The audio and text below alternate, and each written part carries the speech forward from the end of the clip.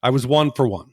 I took one swing and it connected, but that was my last online, experience. Like you banged it out, or you just went on a date? Oh no, I was I hit for the cycle. It was slugger. Well, it was a limited sample size. You were the first guy on there. I was. Yeah, there was like 2 of us. So we did quite well. Remember when we first met John McClane?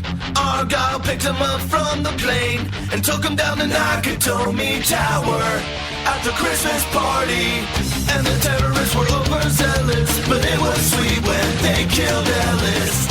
And with a little help from Alan, John McClane kicked ass. Welcome back to Shat the Movies, the podcast where we answer the question, were the movies we loved when we were growing up really that good? Have you ever caught yourself thinking, why don't they make movies like they used to? Can you still remember spending your Friday night searching for the perfect movie rental at Blockbuster Video? Do you know what Blockbuster Video is? If you answered yes, then this is the podcast for you.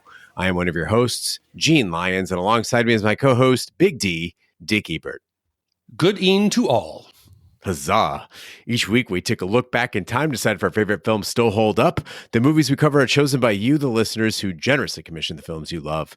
If you like to sell the movies we have covered, will cover, want to choose one for yourself, please visit chatpod.com and have a look. At the end of each podcast, we'll provide you, the audience, with a number of wipes each movie take to get off your respective butts. So thank you so much for listening. If you have not already, hit that subscribe button and share with a friend. It's how we help the podcast grow. Additionally, subscribe to our sister podcast, Shat on TV, where we review TV series such as Westworld, Taboo, American Gods, Game of Thrones, True Detective, Lovecraft Country, and Watchmen. Find all information on past episodes at shatpod.com/TV. And finally, if you would like to hang out with us live, follow and subscribe to our Twitch channel, shatpod.com/Twitch, and our YouTube channel, where we play video games, host watch parties, and edit this podcast live. All that being said, Big D, what movie are we reviewing tonight? Gene, hear ye, noble listeners, and gather close for a tale of love and woe most profound. We journey to the year 1996, where the immortal words of the barb are reborn amidst neon-lit chaos and furious strife. In a land where the sword is traded for the pistol, and passions burn bright as the sun, 2 star-crossed lovers defy their fate, only to find their name etched in tragedy. Gene, this week's commission cometh from Jeremy of Michigan, who with love more constant than the North Star dedicated this Valentine's Day ode to his beloved Melissa. Together they cherish this tale in their youth, and now it shall live anew. So don thy finest doublet or Hawaiian garb, for we reveal to thee Baz Luhrmann's Romeo and Juliet. Hear, hear, Big D. Beautifully done. I raise my chalice to thee. And our commissioner, Jeremy of Michigan, wrote in and said, hello, Shat crew. My wife and I wanted to discuss our take on William Shakespeare's Romeo plus Juliet. I commissioned it as a Valentine's Day present, so the timing is great. I cannot say I had much of a history with it, watching it during high school at some point, so the rest of this note is my wife's memory of the movie. And here are Melissa's words. Romeo and Juliet came out during my senior year of high school, and I saw it on opening night on a date. In retrospect, for someone who definitely knew how the story ends, that was a weird choice. There was a huge advertising push before this movie came out, and I was obsessed from the first time I saw a commercial. The color, the energy, the Baroque children's choir singing Prince, the melding of Shakespeare's timeless language with Angela from My So-Called Life wearing a pair of oversized jeans just like mine. It was a story about teenagers, and it felt like being a teenager felt. Deafeningly loud on the inside, drowning in emotion, and absolutely everything that happened was either the most beautiful or the most tragic thing in the world, sometimes both. Romeo and Juliet is extra. So extra. I know that's not for everyone, so either you buy in or you don't. I do. Watching this movie was like the first time I read The Hitchhiker's Guide to the Galaxy or saw a Tim Burton movie or heard Social Distortion. I hadn't known that this was something you were allowed to do with the medium. Today, I still love everything about it that I did before, but I also see social commentary here that I didn't see at 17. I see that no one's doing okay in Verona Beach. The feuds of the rich have left gritty poverty and despair for those on the outside, and a manic, violent air of Mardi Gras and the decay of empire within their ranks that seems to have driven most of the members of both houses to half madness. Perrineau and Leguizamo's performances give me chills, and I don't have words for just how absolutely true Dane's performance feels. This is a half-wipe movie for me. I'm willing to admit to one wipe's worth of flaws, but Luhrmann gets half in bonus points for creating something entirely different out of a story everyone knows. Jeremy's note, I would give it one wipe. Well above average with great performances, as Melissa says, but I feel that some of Luhrmann's manic direction makes it feel too much like a farce and not a tragedy at times. Sincerely, Jeremy and Melissa B. from Michigan. Gene, after reading that beautiful letter, I'm filled with woe and lamentation. I'm a little worried for this review. Well, we're glad to be doing this for you, Jeremy and Melissa, for Valentine's Day. As Michiganders, I love you already. Of fans of the Bard, I love you even more. And Big D and I have a lot to say about the specific points you brought up. William Shakespeare's Romeo and Juliet is a 1996 romantic crime film directed, produced, and co-written by Baz Luhrmann. It is a modernized adaptation of William Shakespeare's tragedy of the same name, albeit still using Shakespearean English. The film stars Leonardo DiCaprio and Claire Danes in the title roles of two teenagers who fall in love despite being members of feuding families. Brian Dennehy, John Leguizamo, Paul Rudd, Pete Postwaite, Paul Sorvino, and Diane Venora also star in supporting roles. It is the third major film version of the play, following adaptations by George Cukor in 1936 and Franco Zeffirelli in 1968. At the 47th Berlin International Film Festival in 1997, DiCaprio won the Silver Bear for Best Actor, and Luhrmann won the Alfred Bauer Prize. At the 69th, Academy Awards, Catherine Martin and Brigitte Brock were nominated for Best Art Direction and Set Decoration. And Big D, if I may, I'd like to dedicate this episode as well to Olivia Hussey, who was Juliet in the 1968 version and unfortunately passed away just last year. So on that tragic note, Big D, we always ask what your memories are of the film. This week it is Baz Luhrmann's Romeo plus Juliet. What do you recall? So, Gene, I have fond memories of this film. And just like Jeremy, most men, I believe, who saw this in the theaters, it had to have been a date night. There were very few men, not to stereotype. You know, of course, there were the literary fans like you, Gene. I could see you going there, you know, sitting in the back row by yourself and just pining away and enjoying the film. Maybe you snuck in a little wine and you sat there and just sipped it from your goblet. But for me, I think it was like one of my first years in college, and my longtime girlfriend, Jolynn, I took her to see this. We went to a small Italian restaurant near Stony Brook. We followed up with Romeo and Juliet.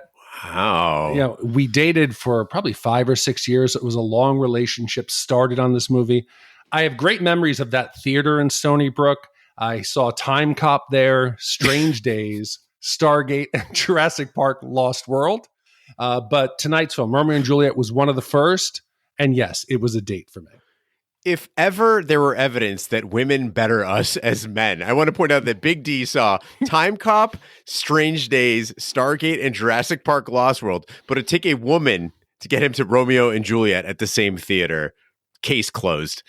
Mm-hmm. Big D, I feel a kinship. I am on the same page as Melissa because this movie hit just as I was my most romantic self. This was 1996. I was Romeo. Like Leonardo DiCaprio's version of Romeo. I was writing poems every day about every new girl that I saw, whether I knew them or not. I was talking to the moon.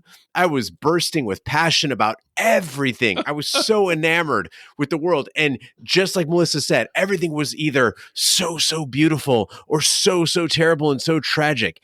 And to make matters worse, as you said, literary fans who saw this movie, I was studying Shakespeare in high school with a terrific teacher, Mr. Heck, who also sponsored Poetry Club, which I was also a member of. So this was my life. I saw this movie in class with other students, absolutely loved it. I immediately went out and bought the soundtrack. This was my 1996 as a whole.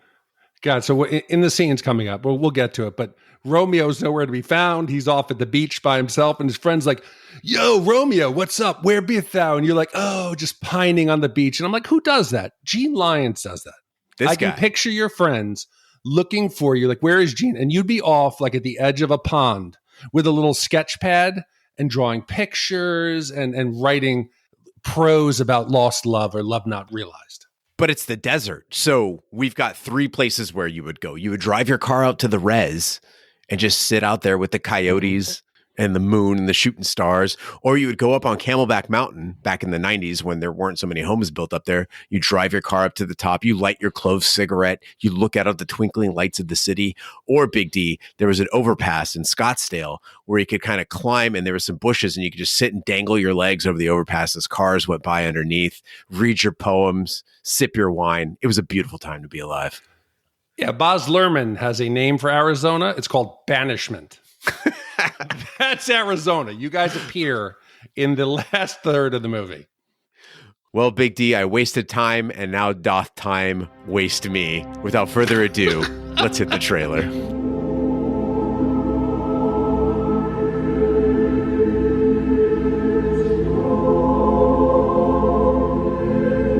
Did my heart love till now?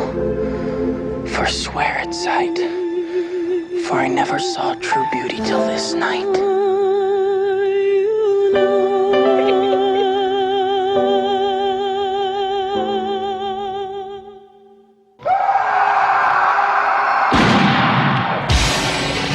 In fair Verona, where we lay our scene, 2 households, both alike in dignity.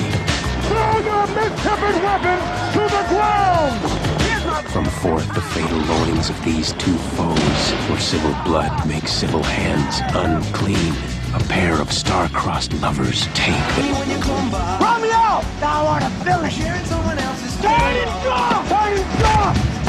Romeo's blue kibbles! Romeo must not live! My only love sprung from my only hate. Romeo is banished! City, they will murder thee. Let them find me here. I'm plague! I'm proud to your houses!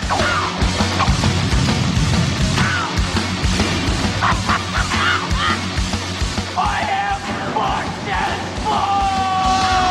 full! Leonardo DiCaprio, Claire Danes, in William Shakespeare's Romeo and Juliet. In Verona Beach, the Capulets and Montagues are 2 rival business empires. A shootout occurs between Romeo's cousin Benvolio and the Capulet Tybalt, Juliet's cousin, creating chaos in the city. The chief of police, Captain Prince, arrests Benvolio and Tybalt before reprimanding the families, warning them that if such an event occurs again, their lives shall pay the forfeit of the peace. So we have to go back to when this movie came out. And we see the introduction of the film. It comes out and it's these bold headshots and like dun, dun, dun, dun, dun, dramatic music, bold text. And it screams 1996. Now, I'm sure back then when I first saw it, I was probably like, wow, this is so fresh. This is stylish. It was like MTV or a promo for some like one of their shows where it was going to be who the host was. And yeah, it's colorful, it's loud, but rewatching it now, it's hard not to laugh. It feels like an SNL sketch. I swear to you. It like slams to a picture of Paul Rudd mid-smile. And it's like, bam, Paul Rudd as Dave Paris, the governor's son. It is over the top. And it comes across as campy today, but there is a little bit of charm in it. And what it made me feel like was either an SNL skit or have you seen those fake AI trailers for like the Wes Anderson versions of films? Big D, you're so much farther down the AI rabbit hole than I am. No, I have no idea what this is. Okay, so it's people who took basic like big time movies. Like let's say they did like Star Wars, right? So they did put it through AI and said, what would a Wes Anderson version? So they spit out this fully generated video with voiceovers, music. Now, is this actually AI doing it, or is it people like doing a mock-up of what AI would do if you were to tell it do a Wes Anderson version of Star Wars? So they fed it. This was early on. So this was done probably last year when they first did it. And they said, like, who would Wes Anderson cast in Star Wars? Got it. Okay. Then they would prompt it for different scenes. They would then animate or get some of the scenes that look like video. But for example, the Wes Anderson one, it was Wes Anderson's Star Wars, The Galactic Menagerie. Or they did Lord of the Rings, the Whimsical Fellowship. And the voiceover comes in. It's like, with a star-studded ensemble featuring the galaxy's most eccentric cast, the galaxy's menagerie is a most delightful offbeat Star Wars yet. Edward Norton is Han Solo. Bill Murray is Obi-Wan Kenobi. Jeff Goldblum is the Emperor. William Dafoe is Grand Moff Tarkin. And Adrian Brody is Chewbacca. The ragtag crew of unlikely heroes. And it goes on. It is straight out of a Wes Anderson film. In The Lord of the Rings, Timothée Chalamet is Frodo. Bill Murray again is Gandalf. Tilda Swinton is Tilda Swinton. Tilda Swinton is Galadriel. I don't know who that is. Galadriel. Yeah, that's who it is. And Ed Norton is Aragon. So that's what this feels like. This feels like they're trying to fit in these modern stars in these weird roles, and it just felt so forced. I would watch the shit out of both of those movies, but I totally agree, Big D. This movie, Romeo and Juliet, led me to something, and I like to call it Gene's Shat paradox. Okay, like I actually wrote this down. I said, "Aha!" It was like the apple falling on Newton's head, and here it is, Big D. The bolder the hip, the bigger the slip. The more they lean into the zeitgeist of a particular era, in this case, the mid-'90s, the less that movie will hold up over time. And if we think about the movies that became classics here, the ones that we watch and we give, 0 wipes, 1 wipe on Shat the Movies, it's the one that resisted that urge to be totally of that era. This does feel like a parody of everything the 90s thought was cool, right? While Shakespeare itself is timeless, Baz Luhrmann's vision of it is horribly dated. And I think that kind of extends to a lot of the movies that he did. But it makes me think about, like, in 96, would I have been intrigued by this? This probably led a lot of the generation to pick up Shakespeare that never would have. You were going to read it regardless. But when you turn it into this over-the-top sensory overload, it's going to get people to the theaters. It's what we liked. It's like everything 90s. It is crazy. And it goes like so far into the plot and the characters. They're affected. Yes, it's true to the original text. But we meet now the two main families, the Montagues and the Capulet boys, and they're big rivals. But honestly, they're goofy. They're goofy in their own way. I'm not afraid of them. The Montagues, they're loud. They're the chaotic meatheads. They're driving around in a convertible. They're blasting music. They're acting like frat boys. You can't take them serious. You should want to fear these two powerful houses, but you can't. Then you get the Capulets show up. And at first glance, I'm like, oh shit, okay, these are like the seasoned bad guys. These are the polar opposite.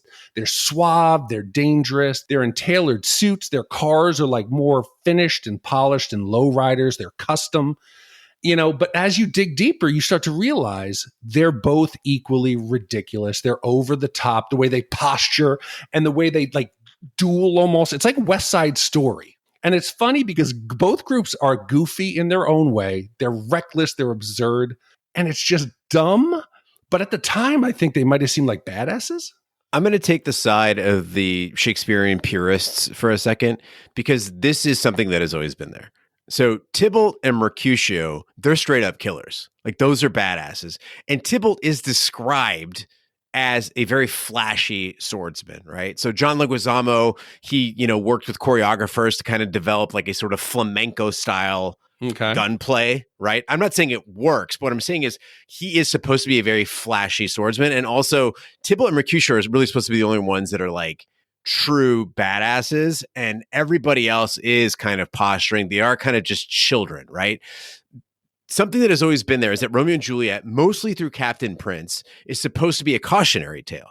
So we're supposed to be seeing kids playing at being tough, right? The Montague and the Capulet boys, they're supposed to be, as Melissa said, very currently applicable, this dangerous combination of an age-old feud, old men, old women driving ideology, but youthful carelessness carrying it out. It's supposed to be a little goofy. This movie, as most Shakespeare, even Hamlet to an effect does have some funny parts to it. And they needed to have that because everything had to have a sort of balance and drama at the time. And we see that with like that classic, do you bite your thumb at us, sir? I bite my thumb, but not at you, sir. it should be hard to pick a side. They should all seem kind of goofy. I've always been Team Tybalt. Really? Yeah, it's supposed to, and it's supposed to be balanced that you kind of like both sides. Although I've always been sort of Team Tybalt. You see, but I went down a rabbit hole as someone who wasn't, of course, everyone's read it, but I wasn't really familiar with it. And I wanted to see, like, what do the Montagues and the Capulets do? I wanted to find out where their money was made. And I guess in the original text, they're just powerful houses. They're influential. They have these big parties. They have like servants and they live opulent lives. And in the movie, you see their names up on billboards and skyscrapers. You can see they're influential, but we don't know what they do. But the Montagues, they seem like they're lower end of the spectrum. They don't seem that wealthy. They're lower class, whereas the Capulets seem more polished. They seemed like the more established family, but in the text, I think they're supposed to be equal, right? I mean, I'll plead ignorance on this one. I never really thought about which one would be like of the higher estate, but you do see the Capulets hosting the party, which is crashed by the Montagues. So you got to kind of infer, I guess, yeah, you're right, that the Montagues are of lower standing. And Jeremy brought up that parts of this movie felt more like farce than tragedy.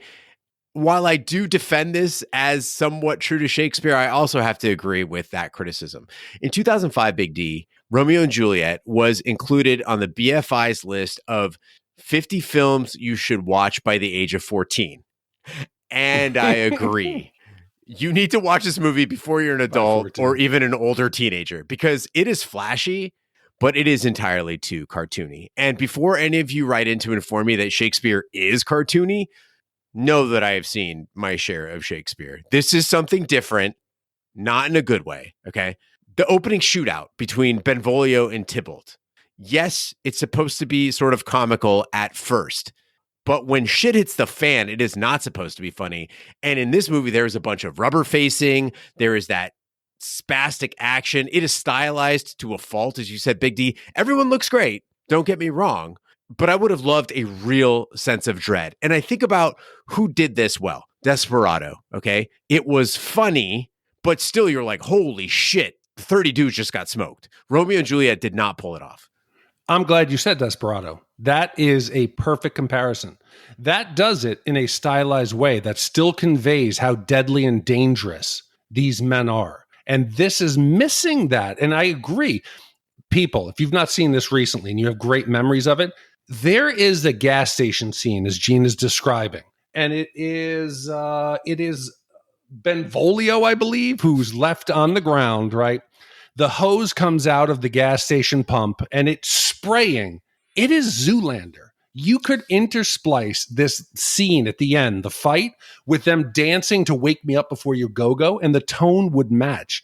The editing, it's head scratching. I understand you wanted to, make it modern and MTV and pop and glitzy, but it just seems a bit weird. You got these two armed men. They're prancing around this gas station. It's supposed to be tense. It's supposed to be dangerous. And they do this thing where they speed up the footage and quick cuts, and it feels goofy. You got Jamie Kennedy, whatever, he's in this film.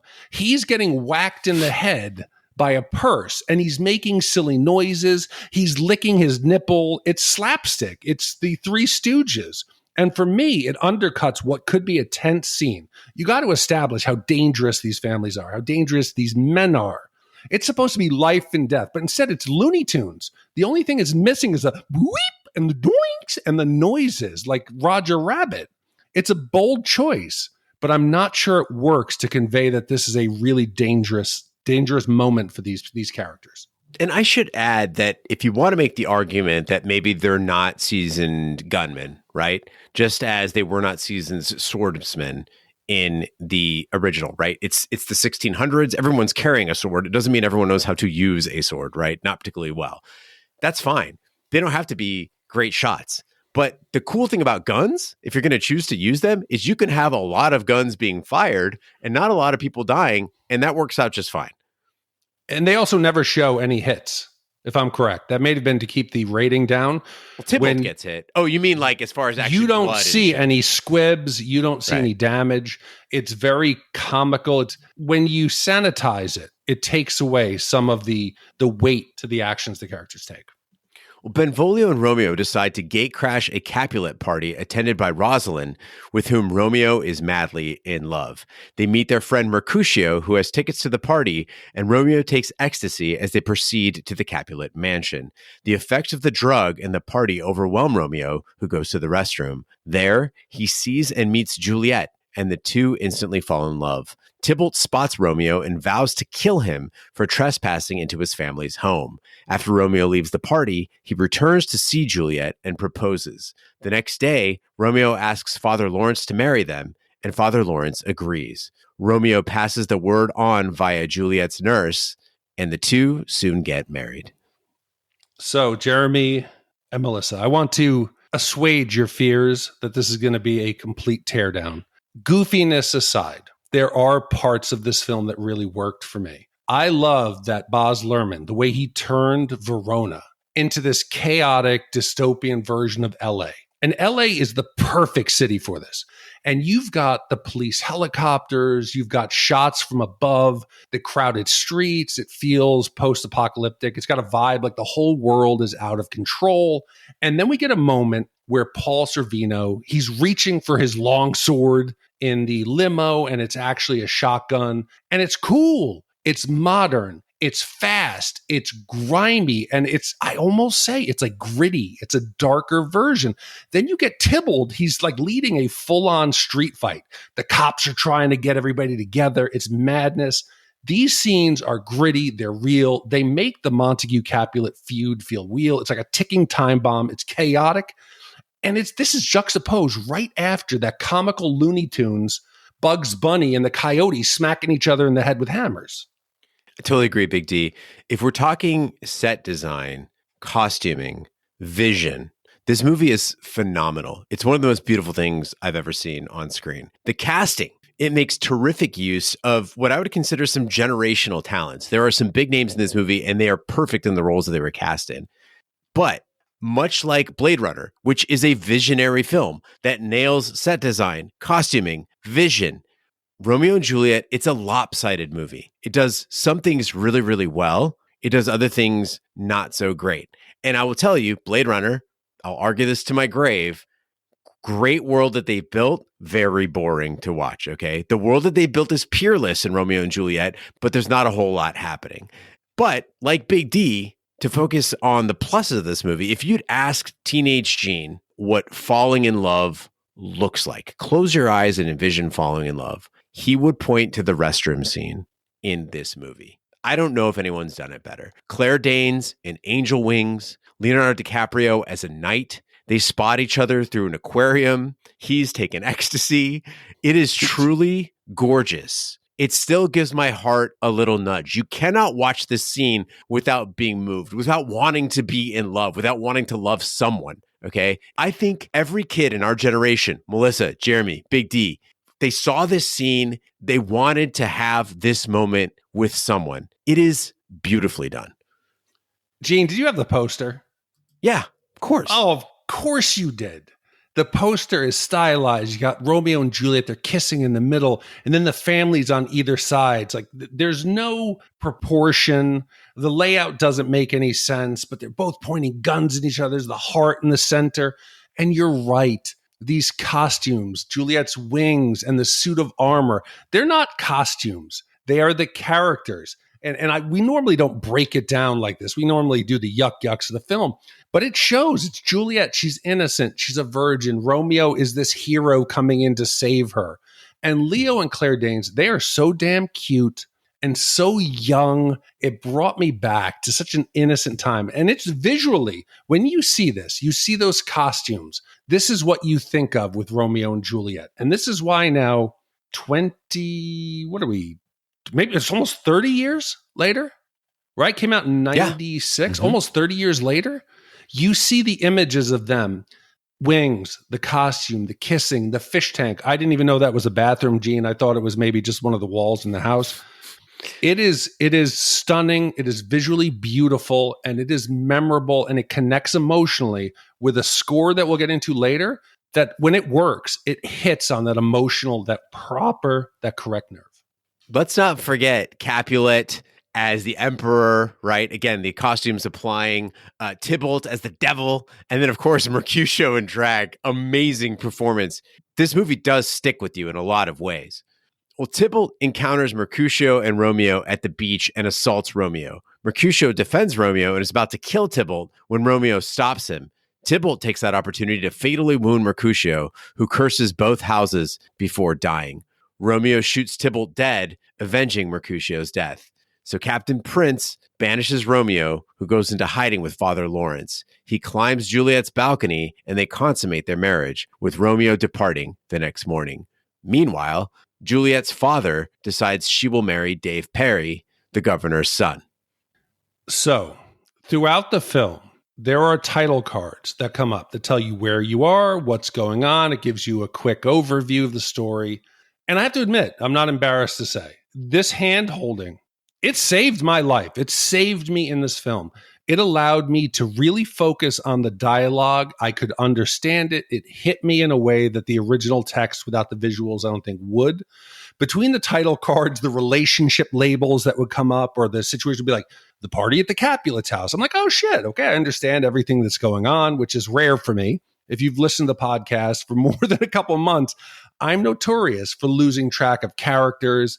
I miss some details. This gives me a clarity that was amazing. And honestly, it's embarrassing how much I had to rely on it, but it worked.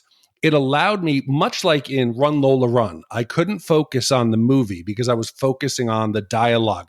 This put me, here's what's going on, here's who they are, here's the relationship, and it all clicked for me. And especially in a movie with such complex plots, you have a big ensemble. Luhrmann manages, clearly, even though it's 96 and it's over-the-top MTV styling, he's dumbed it down enough for me and the 96 audience who's not familiar with the story, the cast, the characters, to really jump right in with both feet and enjoy the story and follow it. I think you're being really hard on yourself, Big D. Most people who don't initially get Shakespeare or feel a little bit lost when they're watching Shakespeare on screen, it's because Shakespeare wasn't meant to be on screen. Most people who see Shakespeare, particularly at the Globe, where it was meant to be performed, it's easily digested. And you're right. This hand-holding, as you're calling it, it's really necessary with Shakespeare when it comes to a film adaptation, because all those plays were written to be performed in the Globe Theater. And at that theater, you have all kinds of cues where people are speaking, who they're speaking to, what they're pointing at, how they're gesticulating, what else is going on in the background that help you understand the play. And guys, if you think Shakespeare is really elevated, you have to remember this shit appealed to people of London in the early 17th century, okay? They were not as literate as we are in 2025, most of us.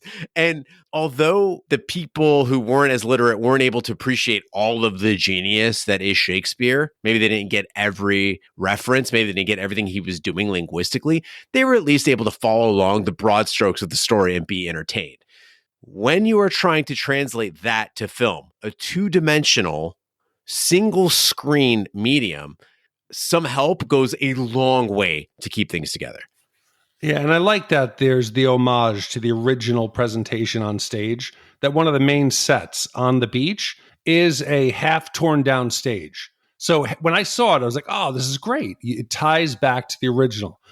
And though some of what they're doing to bring it up to the 96 young audience that would want to see it, the one that is undoubtedly a home run on almost all fronts is the soundtrack. It is one of the best parts of the movie. We've talked about it before. It's packed with some 90s gems that aren't necessarily the hits that you would think. You've got two songs by Radiohead. You've got Garbage. You got the iconic Cardigan song. And each track, they fit it perfectly into the vibe of the film. So you got Romeo right after he tells Juliet's nurse, tell her that I love her, say that we'll get married at Friar Lawrence's confessional. And the nurse smiles and boom, it goes into the Cardigans' Love Fool. And immediately, I'm embarrassed to say, I was like, oh, love me. And it's perfect. And it's one of the most memorable parts of this. And it helped modernize Shakespeare and get it into the popular culture that I don't think any other promotion could have done. You're totally right, Big D. I never bought this movie as much as I enjoyed it. I never owned the DVD. I never bought a digital version of it, but I owned the soundtrack. I've owned the soundtrack on CD for nearly 30 years, and it is magnificent. And it got me to thinking, we were really spoiled in the mid-90s with strong soundtracks. And maybe the fact of the matter was that CDs sold and there was a lot of money to be made in the mid-90s. So they're like, hey, we better make sure we nail this soundtrack. It was a part of the money-making engine of the film industry. But think about it, man. Mid-90s, we had Pulp Fiction. We had Above the Rim. Batman Forever, surprisingly strong soundtrack. The Crow. And of course, your favorite, Big D, Forrest Gump. Like the music from that, just top-notch stuff. Yeah. But I recently learned that Radiohead actually wrote exit music for a film for this movie. Baz Luhrmann sent them the last 20 minutes of the movie and was like, okay, hey, what do you got? And they came back with that. And it's oddly one of my favorite Radiohead tracks, movie aside. So Forrest Gump, Gene, yes, it is a forced, nostalgic trip down every song from every iconic time period, but it didn't need 2 double sets, Gene. There's Forrest Gump, I believe, part 1 and part 2, 4 discs in total. It's kind of like, do you remember they used to sell CDs on TV? Hey, is that Freedom Rock? Turn it up. Now that's what I call Vietnam. Yeah, that's what I call Vietnam. Run, Forrest. That's what that music was like. And I need to ask you this, though, as someone who owned it. Yeah. I love the soundtrack with one exception, and it's not on the soundtrack, so maybe we'll give it a pass. But the choir version of Prince's When Doves Cry, it didn't work for me. That was like they took, instead of the hand, gently on my shoulder when we get the Cardigans, and they're like, oh, take me down that emotional, fun road. Doves Cry was like slamming my head onto the ground and being like, you're going to feel dread. You're going to feel woe. It was a bit heavy-handed for me. Melissa, I'm sorry, but I gotta go with Big D on this one. You're absolutely right. I love Prince. I love When Doves Cry. I don't think it really worked. No. Sorry. No, but you know what? You love it, and that's what matters. We are your humble servants. Gene, I like ice cream and pizza. I don't want them together, right? You can love Doves Cry, and you can love, this film and a choir. You don't got to put them together. Well, the next morning, Juliet refuses to marry Perry, and her father attacks her and threatens to disown her. Juliet runs away and seeks out Father Lawrence, imploring him to help her while threatening to commit suicide. Father Lawrence gives her a potion that will let her fake her own death, after which she will be placed within the Capulet vault to awaken 24 hours later. Father Lawrence vows to inform Romeo of the plot via overnight letter, whereupon the latter will sneak into the vault, and once reunited with Juliet, the two will escape to Mantua. Romeo does not see the delivered letter, and believing Juliet to be dead, he buys a vial of poison from an apothecary. Does Paul Rudd age? No, he's a vampire. I couldn't tell you if he is 30 years old, 20 years old, 18 years old in this film. He is close to the way he looks today. There's something going on with this man. Mm-hmm. We're going to question in coming years if he looks the same. All these people who work out and take all kinds of therapies and hyperbolic chambers and all this therapy to stay young, you should follow this man. This man should write a fitness or longevity journal. I'd buy it. He is proof that laughter is the best medicine. It is.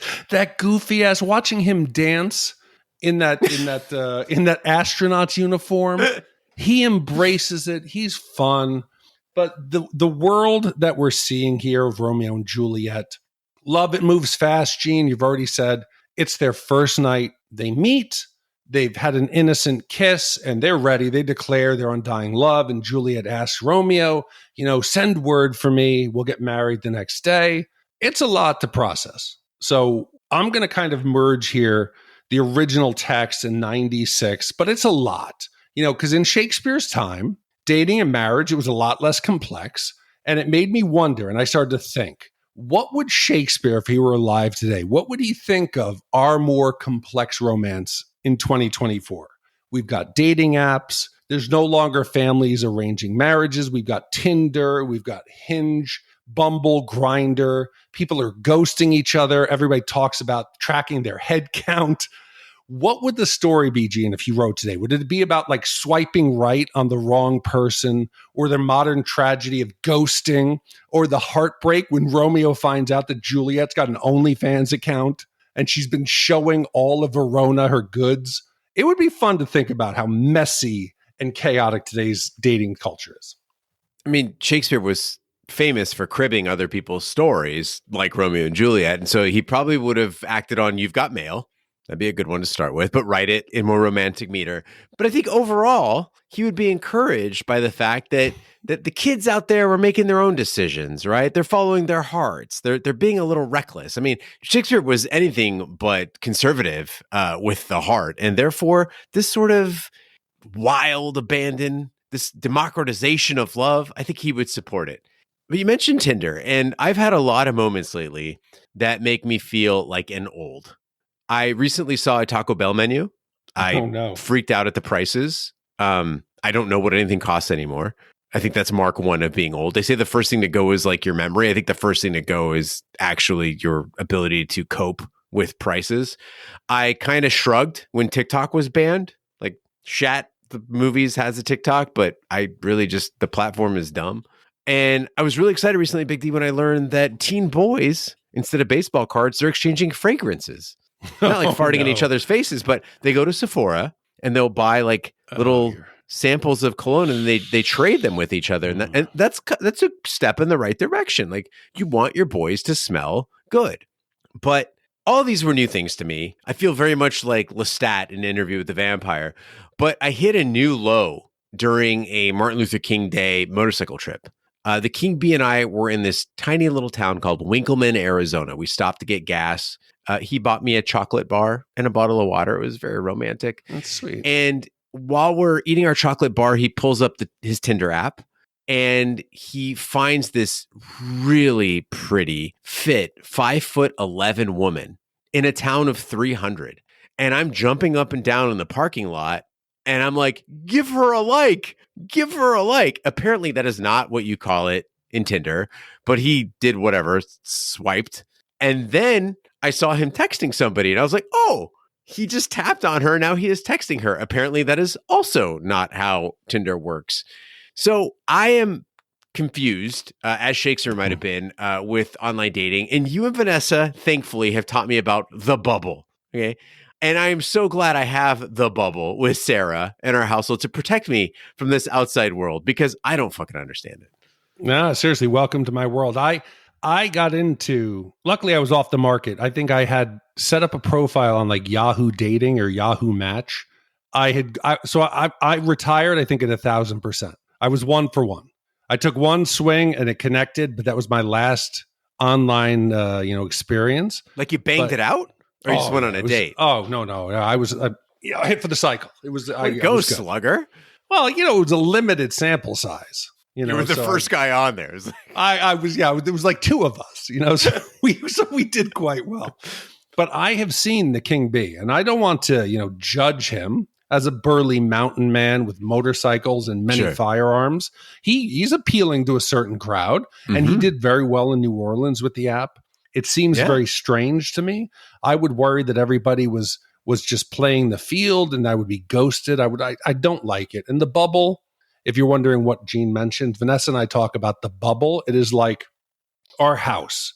The bubble consists generally of our 2 cats, Rabbit, Vanessa and Emma. We let family in, we let good friends in, but it's as you get older and time gets shorter, you start to whittle down your friends, your things that you've spent your life building when you start to realize what's important. And I'm just glad that I missed this entire thing. It just seems so dehumanizing and so just strange. You see people online, like this woman in England did like 1,000 men in one day and she's like become a huge star. And I'm like, wow, that's great. Great for you. Great for you.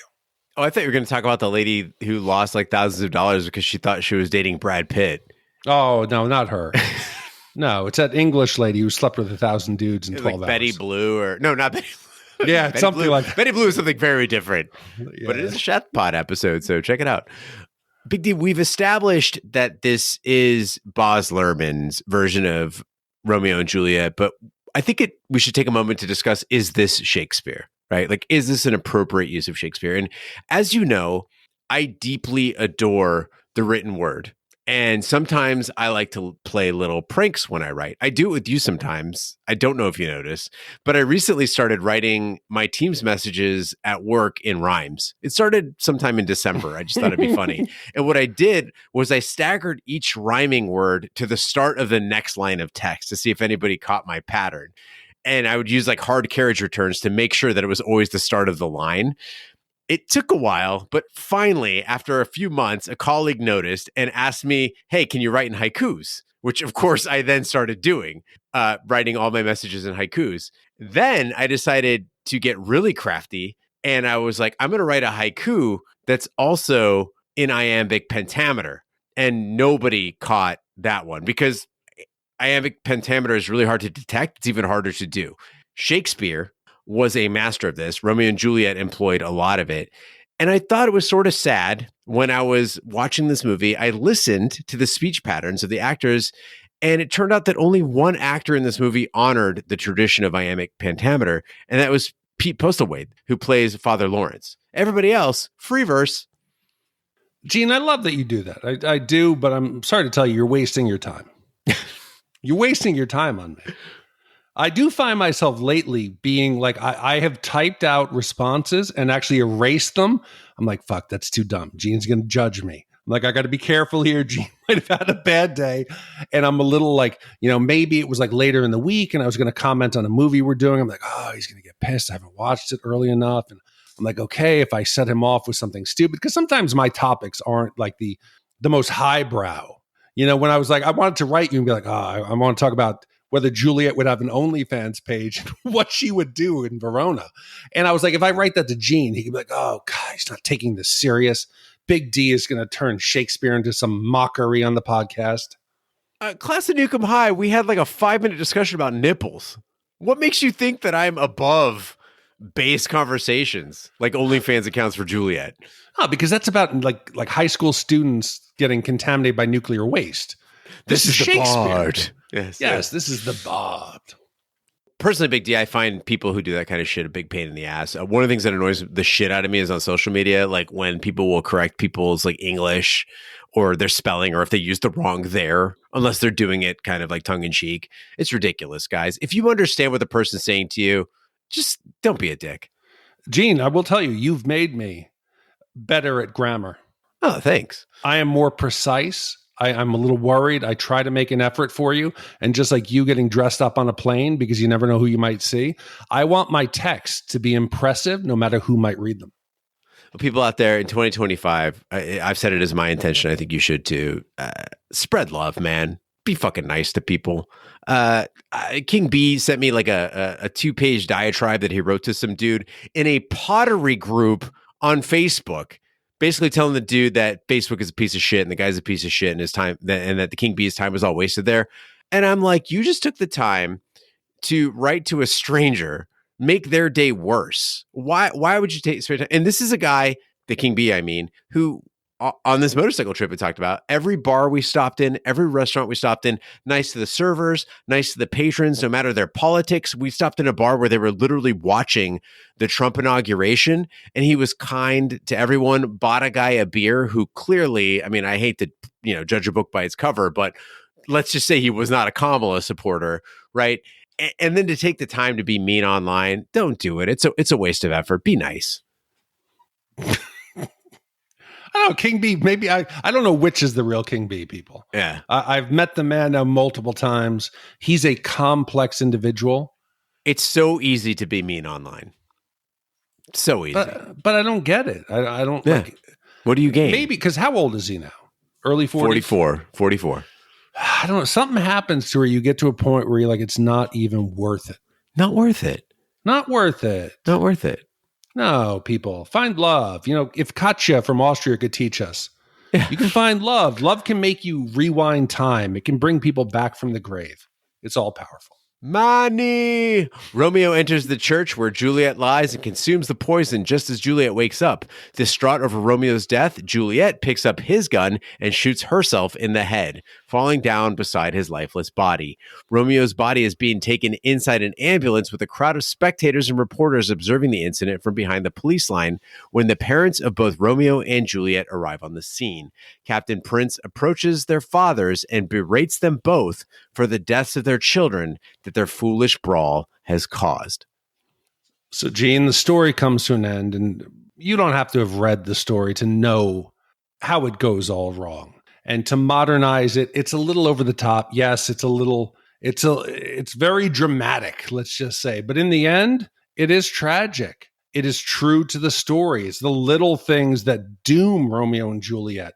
That delivery guy, would it have been too hard to say, hey, dude, I got a package for you? Instead, he just half-asses it and walks in. What about the priest? You saw that was Romeo's friend. You know him. Hey, dude, come here. I got a package for you. Come here.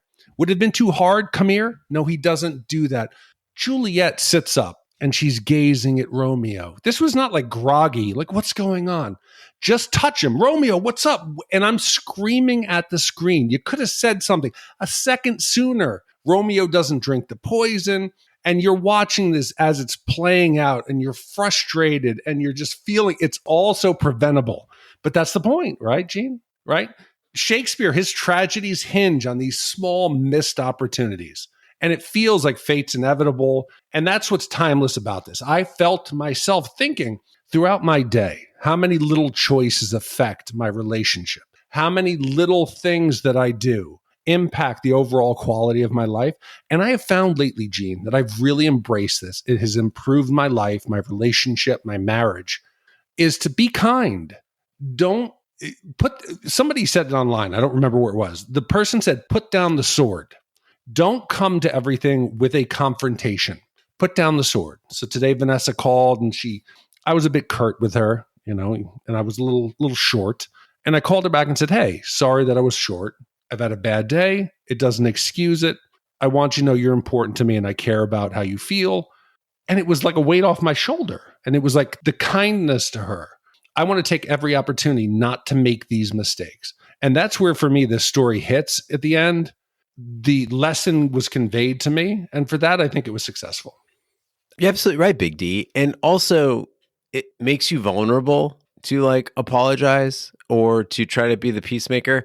And that person, your partner, your friend, somebody you work with, whatever, they may not at that moment like accept that apology or accept that olive branch from you at the moment, but over time they will. Like it might take a second, and that's okay. Be confident that you made the right choice by being kind. And Big D, getting back to that dramatic irony, right? We've watched a lot of slasher flicks here at Shat the Movies. It's kind of our thing. And it gets us screaming, don't go in there, stupid. What are you doing, idiot? It's nice to know that it is a trick that goes all the way back to Shakespeare and beyond. Slasher flicks are following a grand, tragic tradition, right? Dramatic irony, missed opportunities. It is excruciating. It is sad, but you got to admit, it's kind of fun at the same time. And Romeo and Juliet beautifully marries all of it with one of the coolest set pieces I've ever seen, right? Whether Juliet should have said, hey, Romeo, I'm awake. Hey, don't drink that, right? The candles, her lying there, it is so breathtaking. It is so beautiful. It moves you in only a way this film can. True art. Well, Big D, after all this discussion, now is the time of the podcast where we give our Shat score for Romeo plus Juliet. Our Shat score is our way of telling you how many wipes this movie takes to get off respective butts. 0 wipes, it is a perfect movie. It's when she lets lips do what hands do. And 5 wipes is an absolute disaster of a film. It's when violent delights have violent ends. Big D, we'll start with you. What is your Shat score for Baz Luhrmann's Romeo plus Juliet? Gene, I think I almost have to give this a better score for just the fact that it had me like texting you that my lips were like two pilgrims. Yes, 2 pilgrims eagerly awaiting or whatever it was. Mm-hmm. Man, it's tough. This movie takes some big swings. This was no safe adaptation. This was everything over the top. Some hits, some doesn't. But man, it's hard. It's hard. I got to go 2 wipes. It is better than average, but it is flawed. But again, we're going on almost 30 years and we're talking about this. And you have Jeremy and Melissa that have like such strong bonds and such strong like joined memories that this is their Valentine's gift of love, profound. You know, it had me reading Shakespeare, Gene. It had me understanding Shakespeare. It had me being sympathetic to you pining for love in your youth and writing poetry and songs and embracing the arts. And me thinking about my longtime college love and loss of that. And it could be slightly better, but I think 2 wipes is fair. It is, but that doesn't, God, I'm already feeling guilty, but I think 2 wipes is good. It's a profound film, but a flawed one. Big D, there are far better Shakespearean adaptations that I've seen on film that I own. Coriolanus, Macbeth, which had Patrick Stewart in it, Othello. They were serious Shakespeare. They were done with absolute faithfulness in mind. And as a huge fan of The Bard, I find those to be much more near and dear to my heart. I originally came into this podcast wanting to give this movie 3 wipes. And this is the rare occasion where you have actually moved me in my assessment of the film. We talked about how beautiful this film was. We talked about the use of dramatic irony. We talked about the soundtrack, the masterful hand-holding that this movie does to make Shakespeare more accessible to the general public.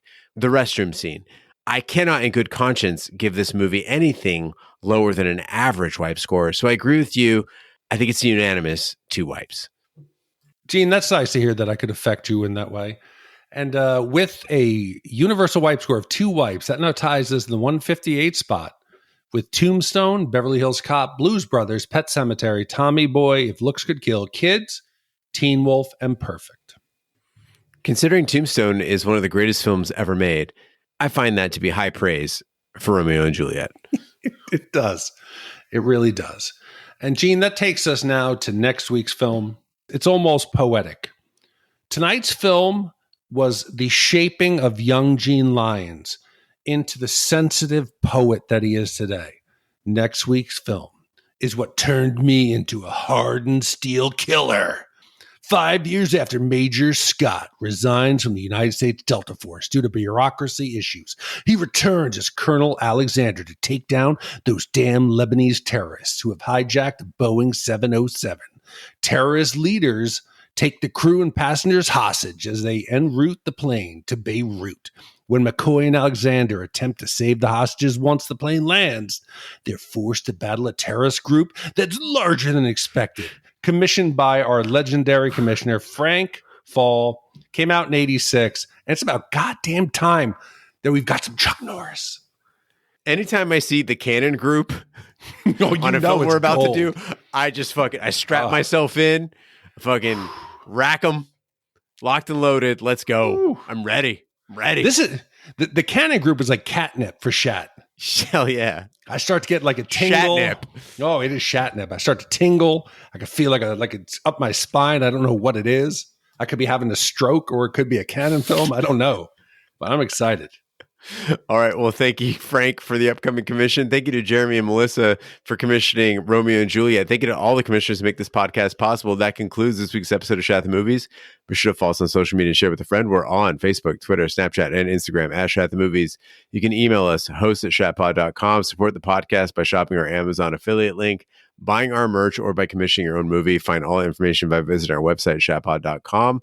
Also, check out our sister podcast, Shat on TV, where we review TV series such as Lovecraft Country, Westworld, True Detective, Taboo, American Gods, Game of Thrones, and Watchmen.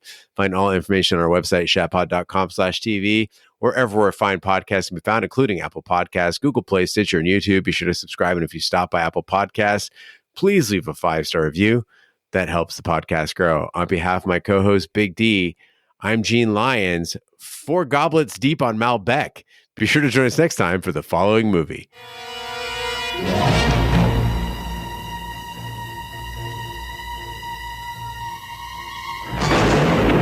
America America's elite anti-terrorist commandos.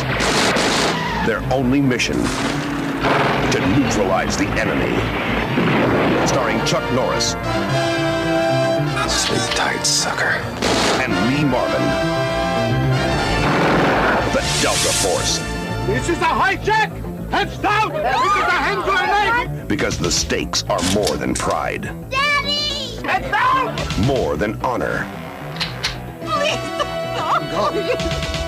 More than justice. Collect all passports. Why?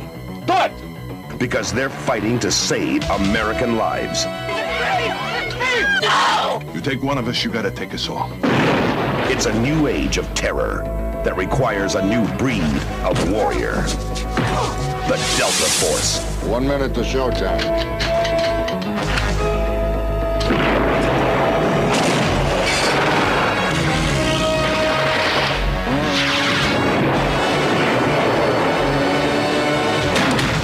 We're members of Delta Force and we're here to take you home. The Delta Force. Starring Chuck Norris. And Lee Marvin. American! I want to negotiate! Do you hear me, American? Loud and clear. America's new heroes. The Delta Force.